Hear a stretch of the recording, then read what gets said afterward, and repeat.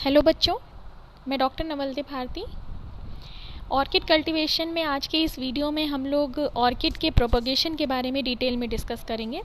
इससे पहला का जो वीडियो हमने अपलोड किया था उसमें हम लोगों ने ऑर्किड कौन कौन से क्लाइमेटिक फैक्टर्स हैं जो कि ऑर्किड कल्टीवेशन को प्रभावित करते हैं उनके बारे में डिस्कस किया था, और कौन कौन से प्रोपगेटिंग मीडिया हैं, मतलब कितने प्रकार के प्रोपगेटिंग मीडिया हैं जिनमें कि ऑर्किड का सक्सेसफुली कल्टीवेशन किया जाता है।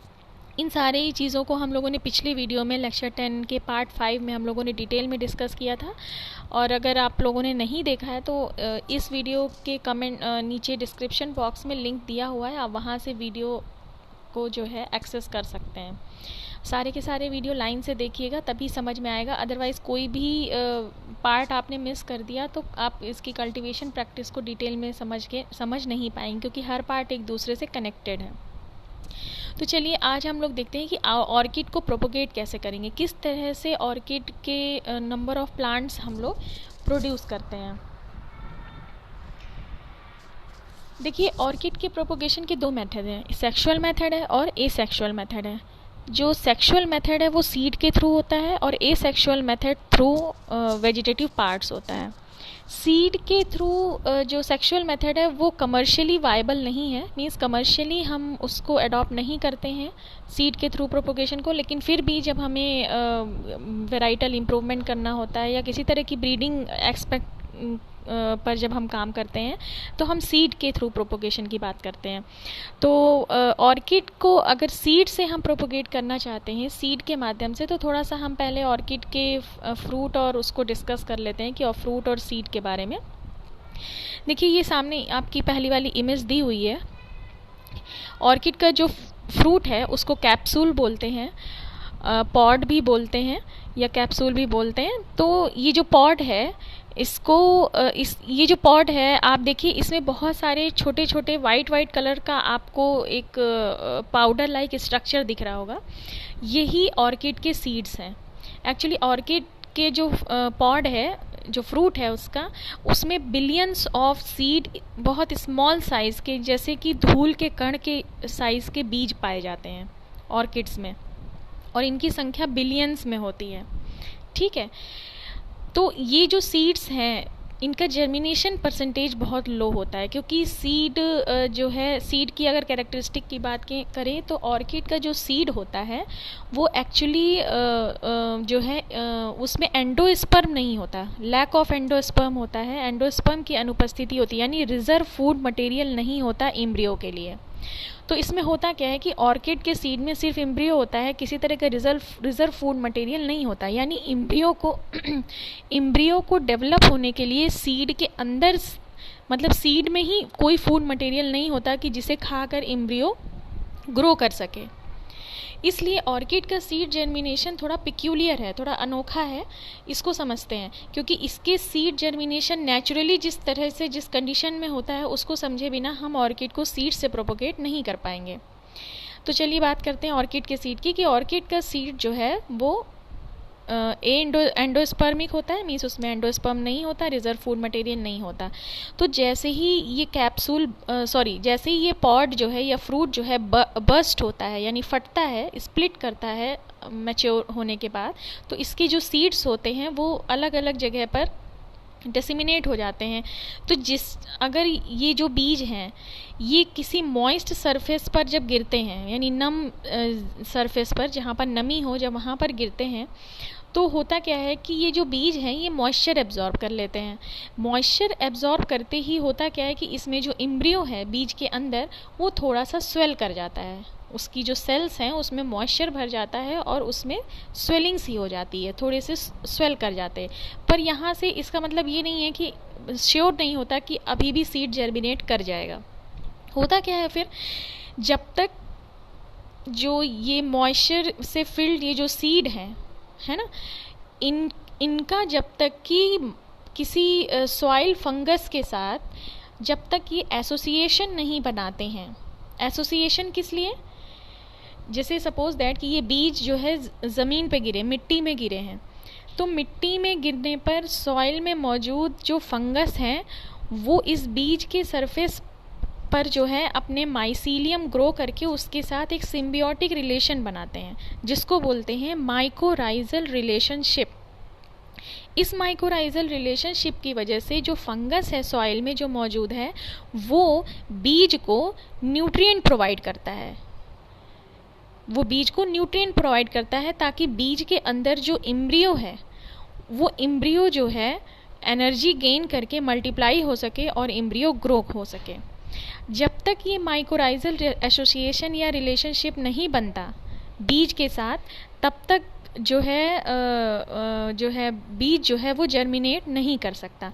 क्यों? क्योंकि जो ऑर्किड का जो सीड है उसमें एंडोस्पर्म नहीं होता, यानी रिजर्व फूड मटेरियल नहीं होता। तो ये जो फूड मटेरियल है न्यूट्रिएंट के फॉर्म में ये फंगस प्रोवाइड करता है जब बीज के साथ एसोसिएशन बना लेता है। तो इस तरह से नेचुरल इन्वायरमेंट में ऑर्किड का सीड जर्मिनेट करता है।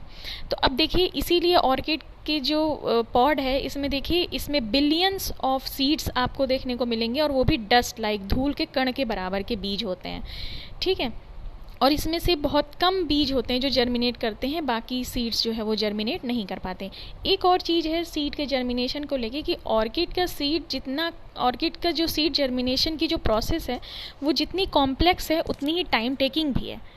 मीन्स ऑर्किड के सीड जर्मिनेट होने के लिए 1 महीना भी लग सकता है और 1 से लेकर 9 महीने तक का टाइम ये ले सकता है। मतलब कि 1 to 9 months का पीरियड लग जाता है ऑर्किड के सीड को जर्मिनेट करने के लिए। तो ये बहुत टाइम टेकिंग भी है।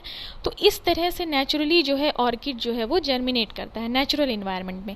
अब अगर हमें ऑर्किड को हम सीड के माध्यम से प्रोपोगेट करना चाहते हैं या सीड से ऑर्किड्स को उगाना चाहते हैं तो हमारे पास 2 तरीके हैं। पहला तरीका है सिम्बियोटिक मेथड, मीन्स नेचुरली जैसे सीड ग्रो करता है हम उसी तरीके से उगाएं। सिम्बियोटिक मतलब सिम्बियोसिस मेथड या सिम्बियोटिक मेथड मतलब कि हम इस मेथड में हम क्या करते हैं कि जिस फंगस के साथ ऑर्किड एसोसिएशन बनाता है उस फंगस का हम कल्चर तैयार करते हैं।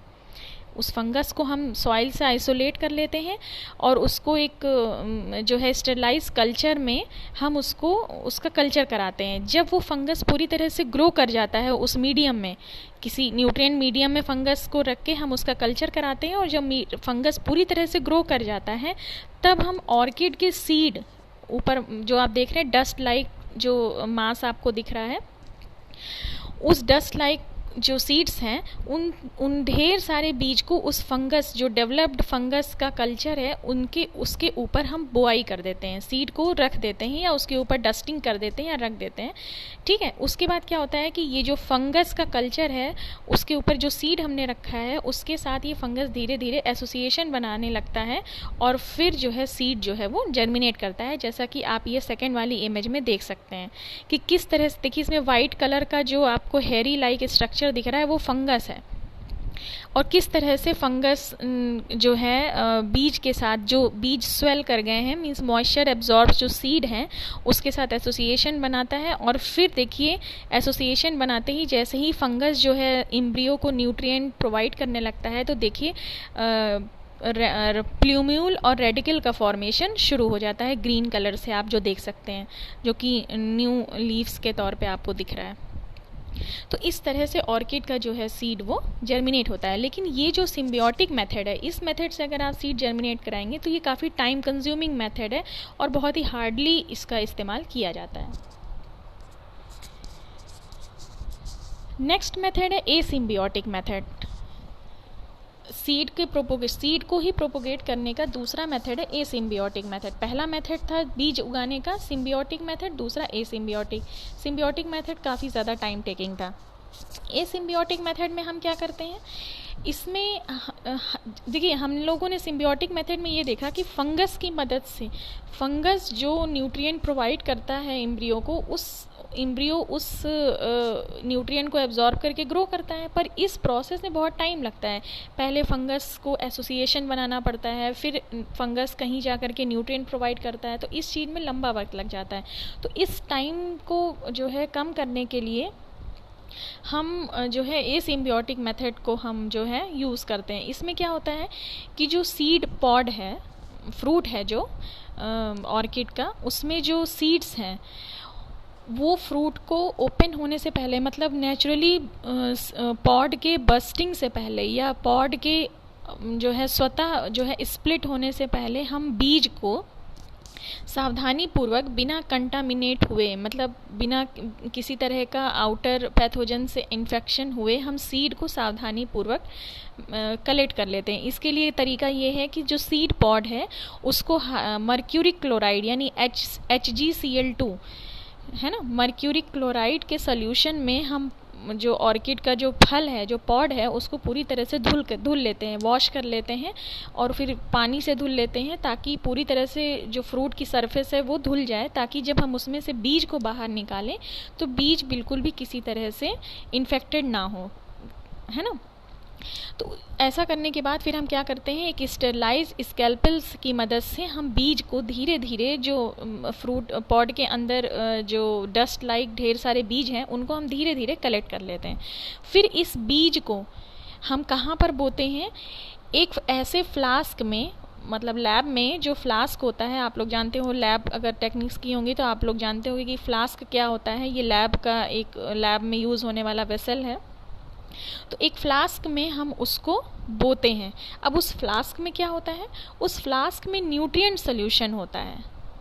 उस फ्लास्क में न्यूट्रिएंट सोल्यूशन होता है। कौन सा न्यूट्रिएंट सोल्यूशन होता है, उस न्यूट्रिएंट सोल्यूशन में मिनरल्स होते हैं, शुगर होते हैं, कभी कभी बनाना एक्सट्रैक्ट, कोकोनट मिल्क या अगार अगार, ये सारी चीज़ें जो है उसमें फ्लास्क में डाल करके रख दी जाती हैं। और उस अगर अगर पर बाकी चीज़ें लिक्विड में होती हैं और अगर अगर जो अगार होता है वो जिलेटिन लाइक सब्सटेंस होता है। तो उस जिलेटिन लाइक सब्सटेंस से, मतलब सेमी सॉलिड टाइप का होता है, तो वो ऊपर थोड़ा सा जो है वो फ्लोट करता रहता है और उस पर हम ऑर्किड के सीड्स को रख देते हैं, ठीक है, फ्लास्क में ही। फिर उसके बाद क्या होता है कि जो न्यूट्रिएंट फंगस प्रोवाइड करता है सिम्बियोटिक मेथड में, उस न्यूट्रिएंट को हम डायरेक्ट सीड को प्रोवाइड करते हैं। बात समझने की कोशिश करिएगा। फिर से हम बोल देते हैं कि आप फ्रूट जो ऑर्किड के जो पॉट्स हैं उनसे सीड को आप सावधानी पूर्वक कलेक्ट करते हैं, किसी भी तरह से सीड में जो है कंटामिनेट ना होने पाए किसी भी दूसरे फंगस या बैक्टीरिया से। इसके लिए हम सीड निकालने से पहले जो ऑर्किड का फल है, जो पॉड है, उसको मर्क्यूरिक क्लोराइड के सोल्यूशन से धुलते हैं, फिर डिस्टिल वाटर से धुलते हैं, ताकि सीड की फ्रूट की जो सरफेस है वो पूरी तरह से डिसइंफेक्ट हो जाए। फिर हम एक स्टेरलाइट स्कैल्पेल की मदद से सीड को बाहर निकालते हैं। फिर उस सीड को हम उस फ्लास्क में डाल देते हैं जिस फ्लास्क में ऑलरेडी फिल्ड न्यूट्रिएंट सॉल्यूशन है और अगार मीडियम है। अगर मीडियम एक बेस बनाता है, क्योंकि डायरेक्ट वाटर में तो हम सीड नहीं डाल देंगे, लिक्विड सॉल्यूशन में एक सॉलिड सरफेस भी होनी चाहिए। तो वो अगार जो है सॉलिड सरफेस बनाता है जिस पर हम बीज को जो है रख देते हैं। उसके बाद क्या करते हैं, उस फ्लास्क को हम सील कर देते हैं और उस पर लेबल लगा देते हैं और फिर एक ग्रोइंग चैम्बर में हम रखते हैं, जहाँ पर एक प्रॉपर लाइट और टेम्परेचर मेंटेन करते हैं ताकि सीड ईजिली जर्मिनेट कर जाए। फिर आप काफ़ी हफ्तों बाद और काफ़ी महीनों बाद देखेंगे कि छोटे छोटे जो सीड्स हैं वो जर्मिनेट करने लगेंगे। हम एग्जैक्ट टाइम नहीं कह सकते किसी के लिए, क्योंकि जो सीड जर्मिनेशन का टाइम है ऑर्किड्स का वो वेरी करता है 1 महीने से 9 महीने, है ना। तो किसी भी हफ्ते और महीने आप कुछ जब जर्मिनेशन स्टार्ट हो जाएगी तो आप छोटे छोटे सीड्स को देखेंगे कि वो जर्मिनेट करने लगे हैं, और फिर उनको आप जो है पॉट्स में जब एक सफिशिएंट लेंथ के हो जाएं तो सभी छोटे छोटे प्लांटलेट्स को आप अलग अलग कर लीजिए, हर सीड के प्लांट को, और उसको पॉट में जो है वो प्लांट कर लीजिए। तो ये है एसिम्बियोटिक मेथड। तो ये सेक्सुअल मेथड है सीड्स ऑर्किड के प्रोपोगेशन का, थ्रू सिम्बियोसिस मेथड और थ्रू एसिम्बियोटिक मेथड।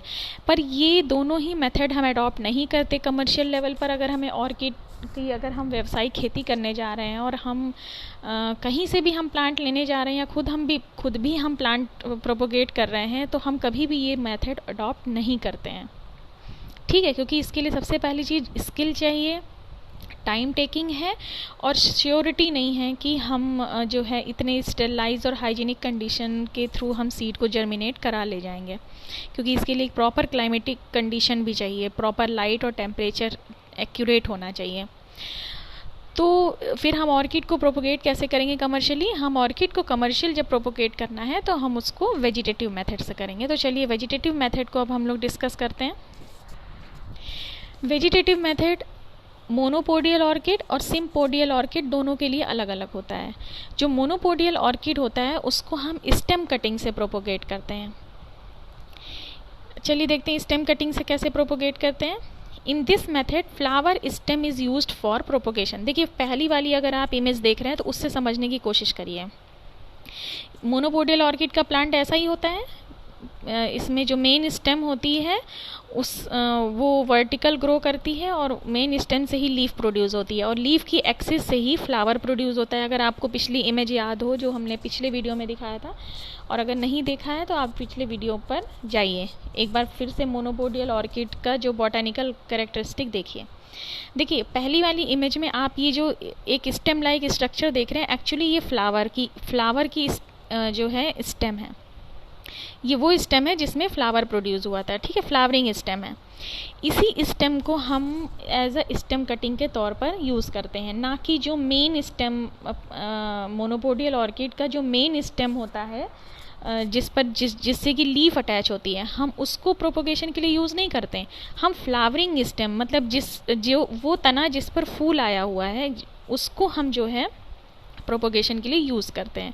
अब देखिए इस सिस्टम में होता क्या है कि आगे की साइड में एकदम टिप पर, यहाँ पर अगर आप देखें एकदम टिप पर, तो यहाँ पर तो फ्लावर बड्स होती हैं, लेकिन उसकी जो बेसल पार्ट होता है, जो ये वाला पार्ट है, बेस वाला पार्ट है, यहाँ पर आप ये डार्क ग्रीन से जो आपको ये थोड़ी थोड़ी जगह पे डार्क ग्रीन कलर की नोट दिख रही हैं, इन नोट्स पर जो है अंडर डेवलप्ड बड प्रोड्यूस होती हैं, वेजिटेटिव बड प्रोड्यूस होती हैं।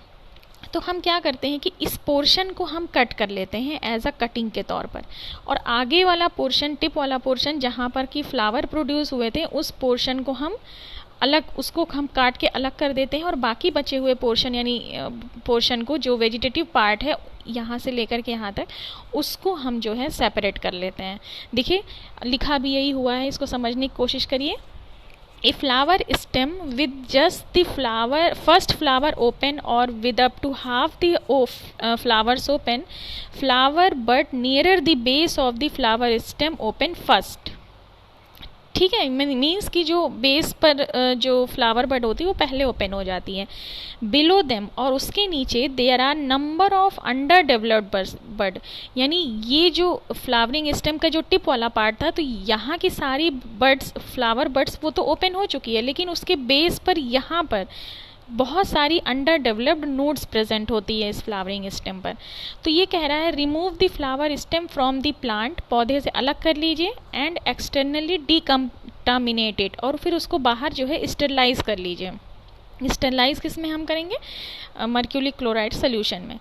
फिर कह रहा है cut the stem at about 1 inch above, फिर इस स्टेम को ऊपर से 1 इंच काट दीजिए और नोड से नीचे 1 इंच काट दीजिए। जैसे हम लोग कटिंग तैयार करते हैं, आप लोगों ने देखा होगा, कटिंग नोड के जरा सा ऊपर, और ऊपर वाली नोड से थोड़ा सा ऊपर, और नीचे वाली नोड से थोड़ा सा ऊपर, इस तरह से 2 या 3 नोड की या 4 नोड की हम लोग कटिंग्स जो है वो तैयार करेंगे। फिर इस कटिंग्स को हम डिकंटामिनेट होने के लिए मर्क्यूरी क्लोराइड के सोल्यूशन में डिप करके रख देंगे 15 से 20 मिनट के लिए। उसके बाद क्या कह रहा है, ये जो नोड्स हैं जहाँ से नया प्लांट प्रोड्यूस होगा, उसके ऊपर एक प्रोटेक्टिव शीथ होती है, कभी कभी कुछ एडिशनल शीथ लाइक लीफ का पार्ट अटैच होता है जिसको शीथ बोलते हैं, उसको हटा दीजिए ताकि नोड्स ईजिली जो है वो स्प्राउट कर जाए बोने पर। ठीक है, फिर उसके बाद सिंपल हम इन कटिंग्स को जो है प्रोपोगेटिंग मीडिया में रख देते हैं, जिसमें कि मॉस ग्रास होती है, मॉइस्चर होता है, थोड़ा बहुत सैंड होता है ना। देखिए ये नीचे वाली इमेज में आप देखिए किस तरह से कटिंग को जो है इन्होंने एक मीडिया में, प्रोपोगेटिंग मीडिया में सारी कटिंग्स को हॉरिजेंटली लगा दिया है, और ये सारी कटिंग्स जो है धीरे धीरे मॉइस्चर की मदद से फिर ये धीरे धीरे स्प्राउट कर जाती हैं, और फिर फाइनली हर कटिंग पर मौजूद जितने भी नोड हैं उस नोड से 3 या 4 प्लांटलेट्स हमें मिल जाते हैं। फिर इन कटिंग्स को फाइनली हम लोग पॉट में ट्रांसफ़र कर देते हैं। तो एक ये मेथड है थ्रू स्टेम कटिंग, मतलब मोनोपोडियल ऑर्किड्स को हम इस तरह से प्रोपोगेट करते हैं। अब दूसरा है सिम्पोडियल ऑर्किड का प्रोपोगेशन मेथड। सिम्पोडियल ऑर्किड आप लोग अच्छे से जानते हैं, जिसमें कि स्टेम जो होती है वो parallel to the ground surface grow करती है। स्टेम, मेन स्टेम राइजोम होता है और सेकेंडरी स्टेम जो होता है वो सूडोबल्ब होता है। तो इसमें देखिए कैसे प्रोपोगेशन किया गया है। इसमें जो है इसी जो ये मेन स्टेम है, अगर आप इसकी ग्रोथ हैबिट को समझें, सिम्पोडियल ऑर्किड को जो हमने पिछले वीडियो में बताया था, तो हमने यही बताया था कि जो मेन राइजोम वाला जो स्टेम है वो आगे की तरफ ग्रो करता जाता है, और जैसे जैसे नई ग्रोथ होती जाती है तो उसमें नए सूडोबल्ब भी आते हैं और नीचे की तरफ नई नई जड़ें भी आती हैं। तो अगर उस नई ग्रोथ को आप काट करके अलग कर दें, आप जैसे फर्स्ट फिगर में देखिए, उस नई ग्रोथ को काट, मदर प्लांट से नई ग्रोथ को काट के सेपरेट कर दें, अलग कर दें, और उस प्लांट को हम कहीं बो दें, तो वो एक नए प्लांट की तरह डेवलप हो जाता है। ये बहुत ही सिंपल और ईजी मेथड है।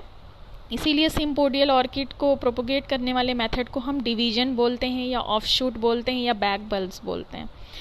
इसको पढ़ लेते हैं। ये लिखा है, some orchids grow by developing new growth from the base of the plant like cymbidium. ठीक है, क्योंकि इसमें राइजोमेटस ग्रोथ होती है, प्लांट की जो मेन स्टेम है वो ज़मीन पे पैरेलल ग्रो करती जाती है, और जो मेन स्टेम है उसकी हर एक नोड पर रूट आती जाती है। ठीक है, तो हर जो नई ग्रोथ जितनी बार हो रही है उसको हम रूट सहित, उस थोड़ी सी स्टेम अलॉन्ग विद रूट अगर हम सेपरेट कर लें बाकी प्लांट से और उसको कहीं लगा दें, तो वो एक नए प्लांट की तरह ग्रो हो सकता है। ठीक है, आफ्टर सेवरल ईयर्स, मतलब कई सालों में आप देखते हैं कि 5, 6 या 10 बार या उससे भी ज़्यादा ग्रोथ होती है। ठीक है, तो इन हर ग्रोथ को जब हम डिवाइड कर दें, मतलब प्लांट अगर बहुत बड़ा हो जाता है इस तरह ग्रोथ करते करते, तो उसके हम हर एक जो है नोड अलॉन्ग विद रूट्स को अगर हम सेपरेट कर लें, 2 से 3 जो है, देखिए, by subdividing such plant we can get 2 और 3 plants out of original 1। Original के अलावा 2 से 3 प्लांट हम जो है प्राप्त कर सकते हैं।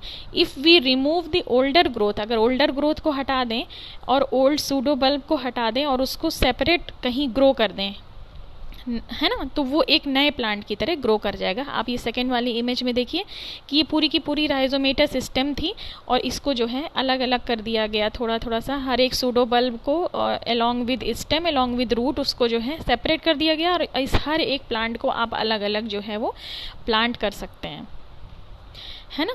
तो आपको उतने ही प्लांट आपके तैयार हो जाएंगे। तो इसी को ये बोल रहा है कि the resulting plant will be identical to the plant, और वो जो प्लांट्स होंगे वो सब मदर प्लांट के जैसे ही होंगे, क्योंकि वेजिटेटिवली प्रोपोगेट हुए हैं, तो वो सारे के सारे क्लोन होंगे। Plant the removed back bulb in sand, फिर ये जो आपने डिविजन्स किए हैं या ये जो बैक बल्ब्स आपने प्रोड्यूस किए हैं, फिर इसको आप सैंड या कोकोपीट में प्लांट कर दीजिए, और रेगुलर इंटरवल पे हल्का हल्का लाइट इरिगेशन करके इसको बहुत ज़्यादा पानी नहीं डालना है, लेकिन हाँ मॉइस्ट हमें रखना है, ताकि जो है प्लांट अच्छे से ग्रो कर जाए। और 2 महीने बाद या कुछ और महीने बाद जब नई ग्रोथ स्टार्ट होने लगेगी, तो समझ जाइए कि कटिंग्स ये जो डिविजन्स हैं या बैक बल्ब्स हैं ये डेवलप हो गए हैं, और इसको फिलहाल आप फाइनली पॉट में ट्रांसफ़र कर सकते हैं। तो इस तरह से सिम्पोडियल ऑर्किड का प्रोपोगेशन होता है। तो आई होप कि आप लोगों को समझ में आ गया होगा कि ऑर्किड का प्रोपोगेशन थोड़ा सा टिपिकल है, दूसरे क्रॉप्स के कंपैरिजन में थोड़ा डिफरेंट है, लेकिन समझने की कोशिश करिएगा, बहुत टफ भी नहीं है।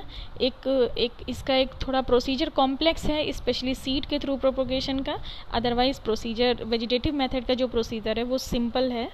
इसमें किसी तरह का कोई डाउट हो तो आप लोग जो है हमसे क्वेश्चन करिएगा कमेंट सेक्शन में। ठीक है, इसके बाद नेक्स्ट वीडियो में हम लोग ऑर्किड्स की प्लांटिंग मेथड को डिस्कस करेंगे। Thank you.